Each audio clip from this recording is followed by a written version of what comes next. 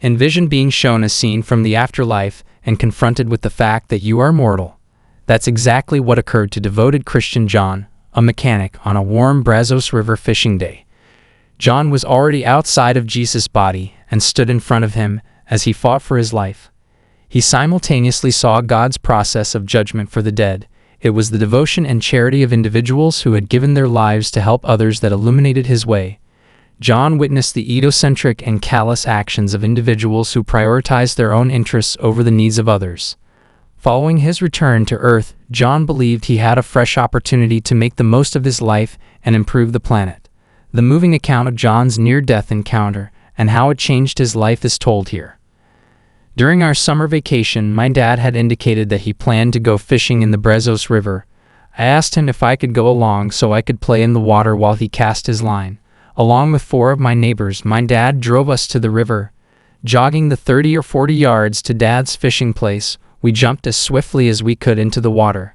After we had been playing in the water for about an hour, my dad stated he was going upstream and asked us to come. Following the bank, we wading downstream. Among the 5 children, I was the only one who had never gone swimming. I fell behind the group by about 10 yards. I stumbled into a hole and fell while wading upstream. I had hardly time to gather my thoughts before it was all done. I started to cling to the surface after unintentionally swallowing some water. I was able to spit water when I got to the surface, but I was unable to hold my breath before going under again. I was close to fainting from the sheer number of times this disagreement had happened. It took some time for fatigue and frustration to set in. As I writhed in the water and tried to keep my head above water, I was furious with myself for not breathing enough oxygen. After battling tiredness for a while, I gave up. I felt excruciatingly slow, as though I were in a TV show or movie, and everything appeared to be moving at a glacial rate. By now, the snail speed at which my arms and legs were traveling had rendered them useless. I was aware that I was literally leaving my body. Staring at my throbbing body, I had no interest in trying to maintain equilibrium between 2 realities. My mind was in the sky and my body was on the ground, but I was not really in 2 places at once. From where I stood, I could see my body writhing in the water, but I was not aware of the water or the effort. I kept climbing after that, and finally I was hovering 10 feet or so above the ocean. It felt great to be above the water, and I was glad I hadn't swallowed too much, since that would have made my struggle below hurt and exhausted me. About 20 feet distant, I saw a blazing disc. It was eye level and blindingly light while I considered my options. It released incredibly bright rays of light and appeared to spin about inside its own boundaries, akin to smoke in the atmosphere. It was about the same size as a basketball. I saw a tiny, completely black dot in the middle of the light beam. I couldn't take my eyes off of that little dot. I kept staring at it, and it got closer and bigger until, at last, Jesus emerged and stood in front of me. I shielded myself with my hands and motioned for him to halt without thinking.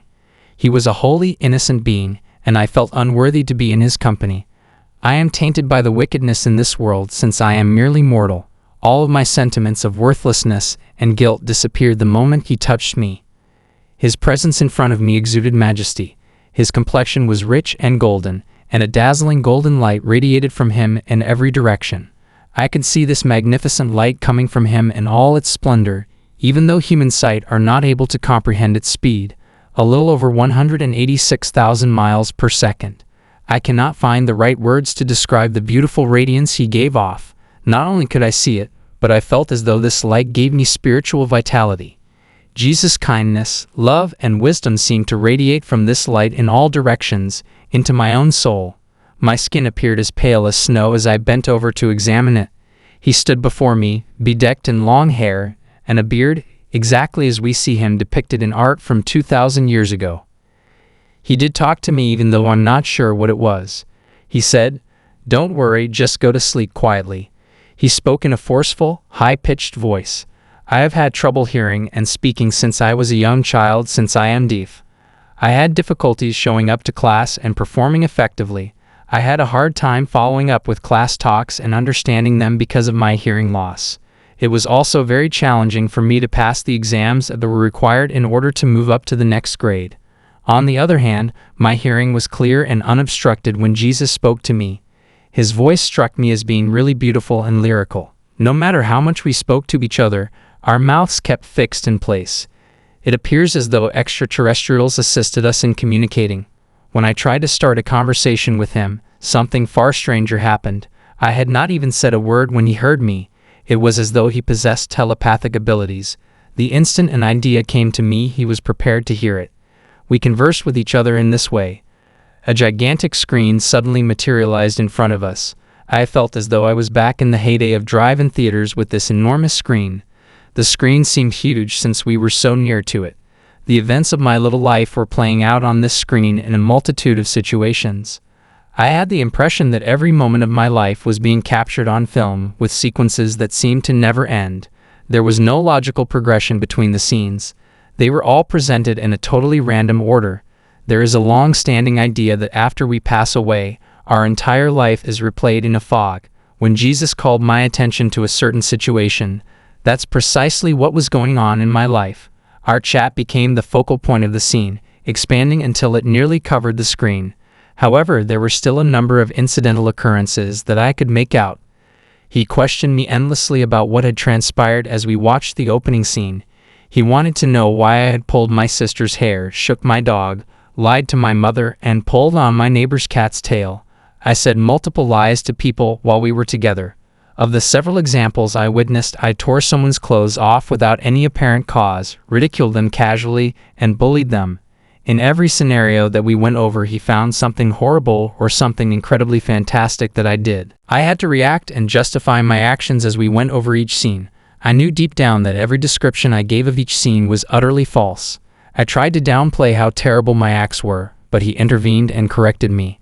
If I did something good in a scene, he was quite complimentary of me. Jesus was known to laugh uncontrollably any time something amusing occurred. He finds humor funny, if you ask him. There were a lot fewer scenes where I succeeded compared to the amount of situations where I failed. I could feel my fear of damnation growing, knowing I was in over my head with him. The moment the screen disappeared, he reached out to take my hand. We zipped through a tunnel at top speed due to gravity. The walls, ceiling, and floor of the tunnel looked to be continuously churning, like a heavier form of smoke coming from an open fire. Trees and power poles and other fixed roadside items seemed to zip by at great speeds. The walls, ceiling, and floor of the area seemed to be spinning quickly. Even though I was not aware of the tunnel's speed, it is only in terms of the firmament in Genesis that I can explain the layout of the space. I realized how quickly time was moving as I processed all of this knowledge about the tunnel. Looking forward, I could make out a distant light. My logic fled the moment I realized, aha, we're finally getting there. My scuba buddy walked up to me and gently put his touch on my foot. I screamed for oxygen, but my desperate attempts to break the surface only resulted in deeper submersion. My partner dived under me to assist me come out, swam to my side, and slipped up between my thighs, and he started swimming towards the coast. I took deep breaths as though I had never breathed such beautiful air before. We went a little distance together while I carried him on my back, so I knew he was having trouble. I put one leg over his and eased myself carefully into the water, knowing that if I continued to press down too hard, I may drown him. He clambered out as my toes made contact with the riverbank. We had both passed away by the time we arrived at the coast. I began to throw up river water that I had swallowed during the fight.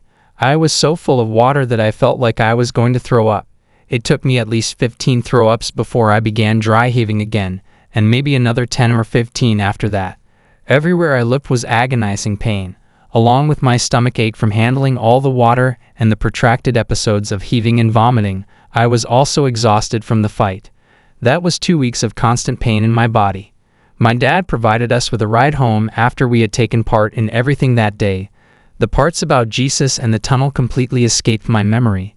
It seems as though everything happened quickly when one looks back on the incident and the days and weeks that followed. After some time had passed, I came upon a newspaper item on a near-death experience. Parts of the man's account reminded me of something. I never knew what had happened until I was ultimately aware that the shock I was experiencing at the time had led to the development of post-traumatic stress disorder. Before the memories suddenly came rushing back, it felt like I was scouring my brain for an eternity. We got a near-death experience coming up that you won't want to miss. This has to do with a woman whose surreal tale is jam-packed with interesting details.